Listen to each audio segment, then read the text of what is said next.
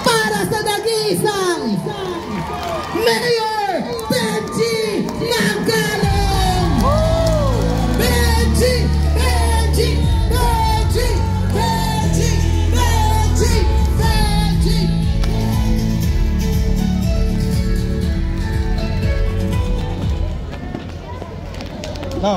May magamalam kada tayo kami na po. First of all, I would like to thank all of you for joining us today. Maragsakan na gamin kad na ganung supporters nga napandatangaal daw namin para suportahan na gito'y kandidato tayo for good government. Agrugyak with the saying, with the message niya. Nagrigat kami nga agsarita no gutom na lahat ano. So this will be a short message. What is our aspiration as citizens of Baguio? And not only siguro wag niyo munang ilimit sa as citizens of Baguio, but as Filipinos. We aspire to have a city and a nation whose leaders do not manipulate, but inspire. We also aspire to have a nation and a city where leaders do not coerce but lead by compassion. And probably this is something quite telling. We aspire to have leaders who do not amass wealth, who do not extort money, hindi nagpapayaman, but leaders who empower people and communities, especially our young people. And finally, we aspire to have a nation and a city whose leaders do not lead by greed, but with honor. Our journey towards good governance is a painful journey. Nagrigat day taapon, and I can feel it. I can feel it. But how were we able to do it? Slowly, gradually. Because if we talk about good governance, it should always starts with the leader. Kanya kapong agrugi kanya kita. And that's the reason why for your mayor, I only have to rely on my salary here. I already abandoned yung special perks and privileges na masarap talaga maging mayor noong 2019. Nung sinasabi na sa akin, Mayor, ito yung mga matatanggap mo, ito yung mga porsyento mo, ito yung mga pwede mong kunin sa basura. Napakasarap po pala niya. Millions and millions of pesos. Pero ang tanong natin, is it the right thing to do? Tama po ba yan? Nagagawin ho natin yan. And it's going to suffer. Sino magsasuffer later on? Pag tuloy-tuloy ho yan ganyang ano ho yung tawag nila dyan? Kalakaran. Sino magsasuffer? 5 years from now, 10 years from now, these children will suffer. Sila ho lahat mahihirapan.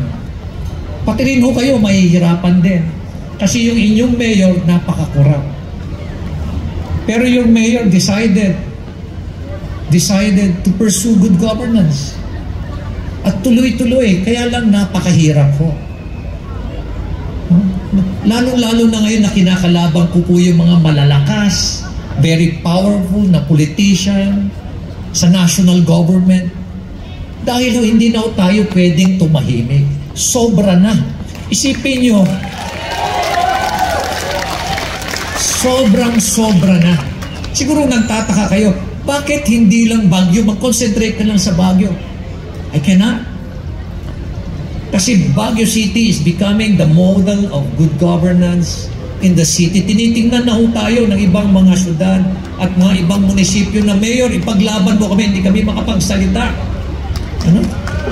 Hindi kami makapagsalita. Unang-una, tinatakot nila na pag magsasalita raw kami, mawawalan ng tubig yung mga gripo namin. Kaya pwede bang ikaw magsalita? Because if there's something that will happen in our country, apektado rin tayo rito sa syudad ng Baguio. Kaya kailangan lumaban tayo, hindi lang natin tinitingnan ng Baguio, kundi tinitingnan din natin yung bansa ngayon. No?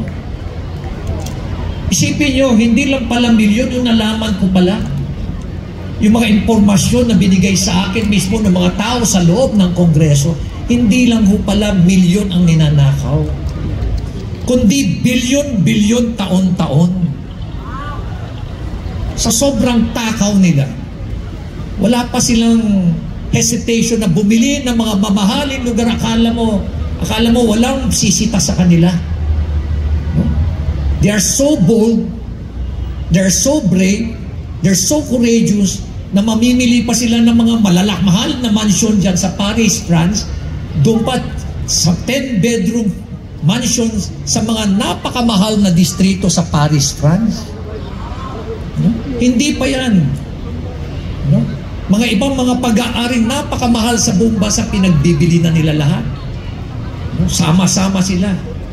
No? Ngayon, tatahimik na lang ho ba tayo? Hindi tayo iimik kasi anyway, kalakaran naman yan. Anyway, binibigyan naman tayo ng 5,000 pesos, okay na tayo, ayuda. Okay na tayo. Okay, sige, nakawin nyo na yung mga bilyon-bilyon na yan. Okay lang sa amin yan, basta bigyan nyo kami ng ayuda. Ang good governance ho ba, nakasama ho ba dyan yung ayuda? Kung titingnan nyo ho yung good governance, ano ho yung mga principles ho niyan? Efficiency, effectiveness, transparency, accountability, citizens' participation, inclusiveness, rule of law, respect for human rights, authentic leadership. Hinahanap ko po yung ayuda, hindi ko po makita. First time in the history of Baguio City na bumabaha ho ang pera rito ngayon. Bumabaha para ibenta nyo yung inyong mga boto. In the same manner na bumabaha din para sirain kaming nagtataguyod ng good governance. Dahil inilalabas po namin itong mga dumi nila. Alam niyo, pag nagnanakaw ka ng 1 billion pesos a year, that would translate to 2.7 million a day.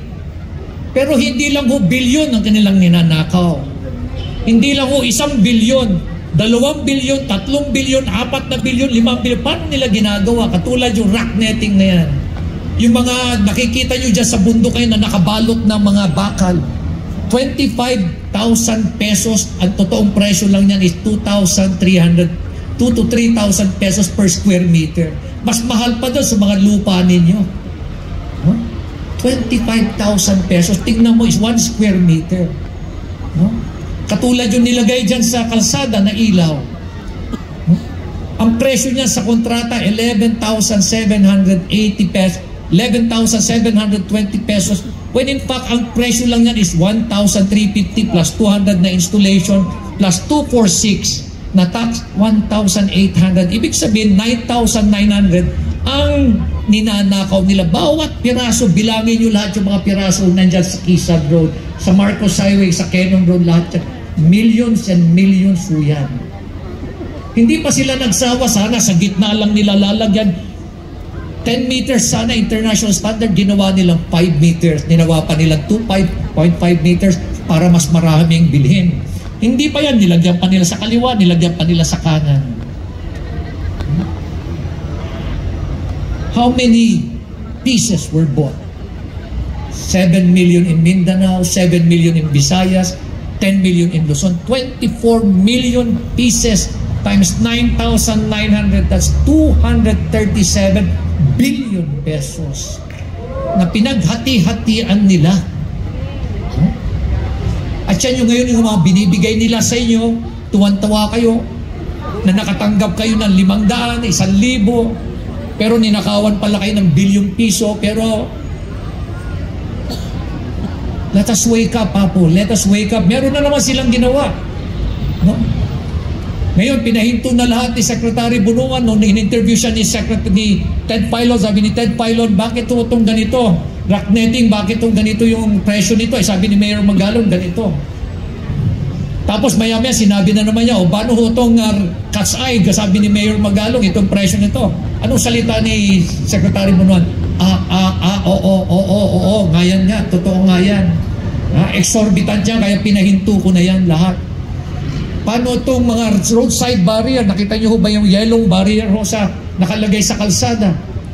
Ang presyo ho nun is 121,330 isang metro. Ang totoong presyo lang yan is $255. So in short, $255, 14,000 pesos. Sabihin na natin, lagyan na natin ng logistics, lagyan na natin ng taxes, 20,000. Ibig mo sabihin, sa isang metro, ang kinikita pa lang nilang kickback, 100,000 pesos. Sa isang kilometro, 1,000 kilometers, 1,000 meters, ilang hundreds and hundreds of kilometers na nilagyan sa buong bansa. Yan po yung mga perang, mga taxes na binayaran ho natin. Diyan ho galing lahat yan. Pati ho yung mga ayudang pinibibigay ni ho nila na para iparamdam sa inyo, may utang na loob kayo sa amin. Actually ho yan yung mga taxes ho na binayaran nyo, dugo at pawis na pinaghirapan ninyo. Pero kung gastusin nila, pamigay nila lahat, akala mo kanila.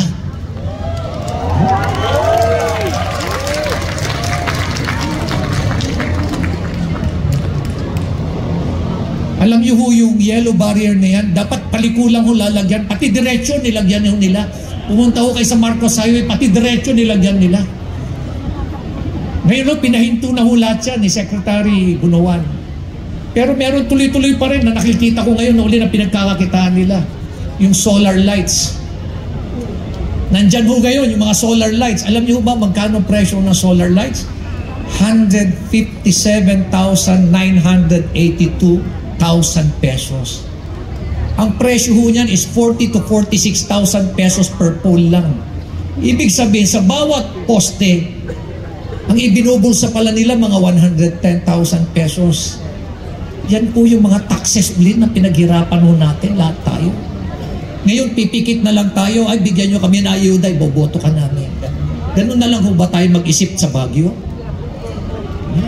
Kakaiba ho tayo sa Baguio. Please, for the sake of our children, dagita apo tayo apo, let us fight for what is right. Huwag tayo padadala. Please, this is the legacy that we can pass on to the next generation. Grabe apo, untold, unbelievable. I was just talking to Mr. Ramon Ang of San Miguel. Sabi niya, galing ko lang sa Malaysia. I was talking to some of the businessmen there. I was inviting them to come to Baguio, to the Philippines to invest. Sabi nila, we don't want to invest in your country because there's so much corruption. At ang tanong sa kanila, sa kanya is, what is happening to your country?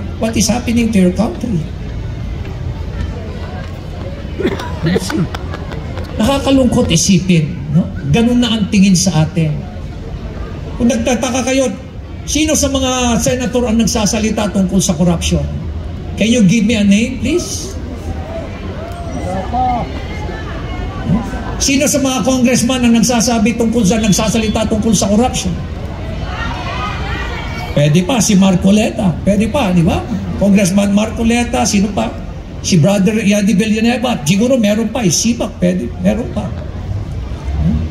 Sa mga governor, meron ba kayo naririnig na nagsasalita? Sa mga mayor, sino nagsasalita? Sino pa ho? Vico Soto, Crisel Lagman of Albay. Pero anong nangyayari sa amin ngayon? So much money is being poured to destroy us. No? Baliwala lang doon sa mga nagnakaw yon, yung malilit, barya lang sa kanila yon, no? Para lang manira lang.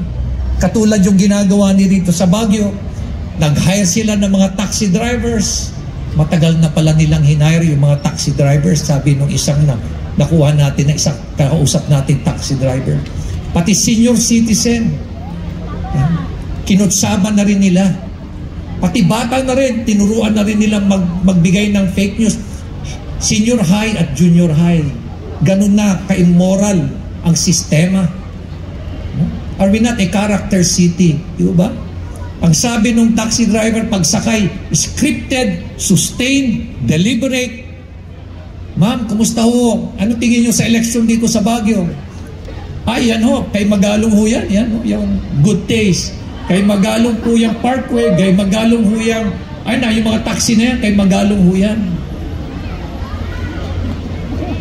Alam niyo ho, yung mga taxi na binabanggit, 2018, in-approval na po yan.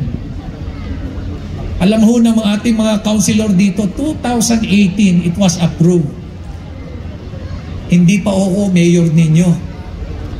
It was approved by the Traffic Management Working Task Force. Well represented po yung ating local government by the head of the Committee on Transportation. I know nothing about taxi business. Yung Parkway, mismo ho, sabi ni Attorney Ed Avila, wala akong pakialam mo si Magalong dito sa Parkway because he is the chief legal of Parkway. It is owned by Mr. Fernando Chong. And it is also owned by the doctors. Finally, good taste. Ngayon, lumalabas ngayon yung chismis, tinutukan ko raw yung baril yung may-ari ng good taste. Kung kasama ba ako nang nabili ko yung good taste, tututukan ko ba siya ng baril? Pangalawa, totoo ba yun? Mabuti na lang, meron pala kaming video. So nangyari. At kitang-kita doon talaga, pinakita ko na sa ibang mga media. Alam niyo kung anong nangyari nung March 14, naabutan ko siya doon sa likod ng City Hall. At ang sinabi ko sa kanya, alam mo, attorney, all you have to do is tell the truth. Ganun lang ho, sinabi ko sa kanya. Tell the truth. Bakit niyo okay dinadamay dyan sa business niyo? I do not know your family. I do not know your father. I never transacted business with you.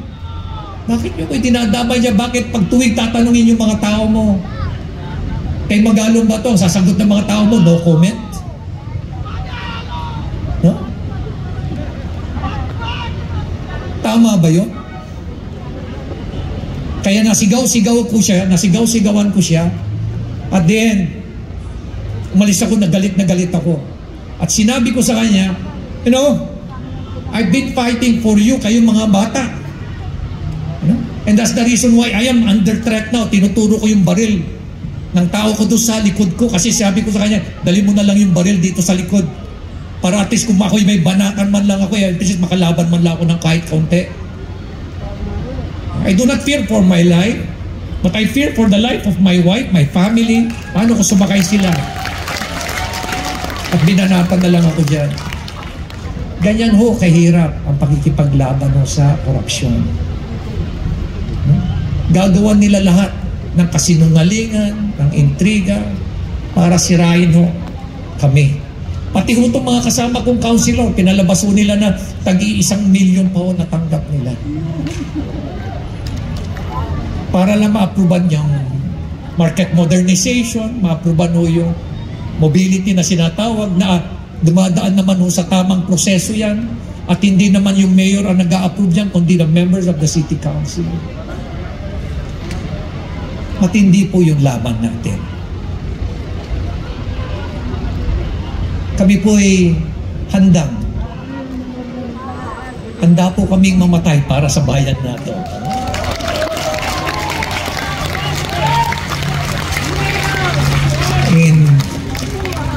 I fought in Abra. I was wounded in Abra. I was surrounded in 1985 by the NPAs for 3 days in Tinok, Ifugao.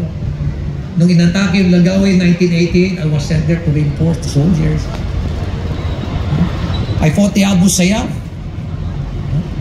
in 2005. In 2006, I was supposed to be deliberated to be promoted to general, but because of the Garciliano tape, we decided to join the rebellion.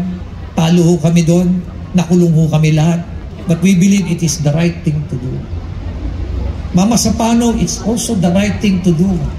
Maski na kailangan i-whitewash mo yan. Ang order, i-whitewash mo, Magalong.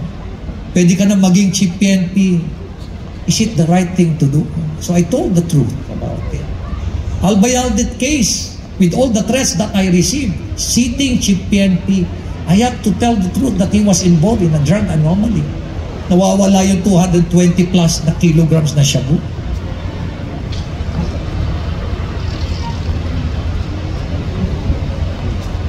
Please, don't allow it to happen here in the city of Baguio.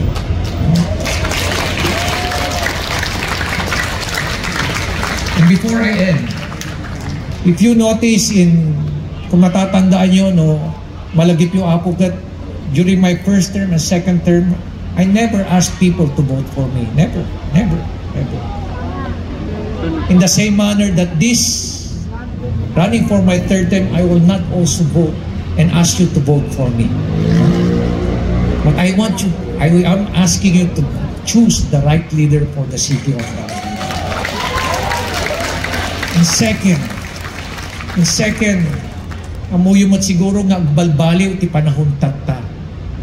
A lot of things are changing. We have all these challenges of climate change, yung ating carrying capacity, yung urban decay na nangyayari sa atin. We have a lot of things to do and we need progressive thinkers, fresh ideas. We cannot always be traditional all the time na ang tiniisip na lang ng mga hindi ko kapartido, kukontrahin ko yung proposal niya maski naniniwala ako. That is a very traditional way. Let us change. And that is actually the strength of the city of Baguio. So let's give them, our good governance team, a big chance. Dagitoy new faces. Dagitoy new and young people, young leaders. And finally, we need also our elders to coach them. And so if I may introduce each one of them.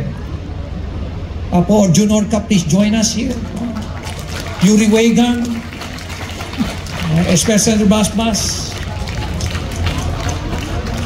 J.R. Mananeng, Ron Perez, muntik ko nung tawagin si Attorney Topacio, Ferdy Topacio, pero hindi pala siya kasali. Attorney, Councilor Fred Bagbagen, Pam Carino, Councilor Joe Molintas,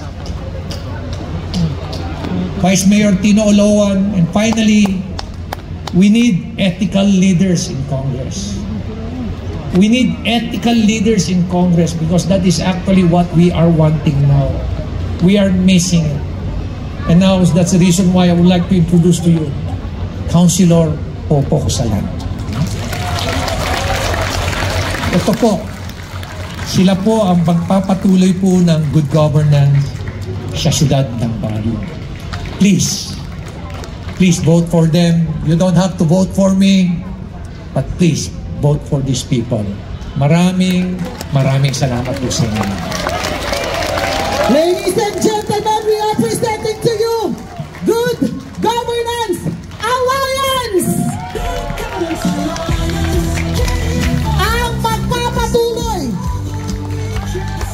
Ipatak kada tinalipatak gayang Professor Peter Pianza. I call him Professor because he has so much institutional knowledge on the land problems here in the city of Baguio. Apo Peter, my sincerest apologies.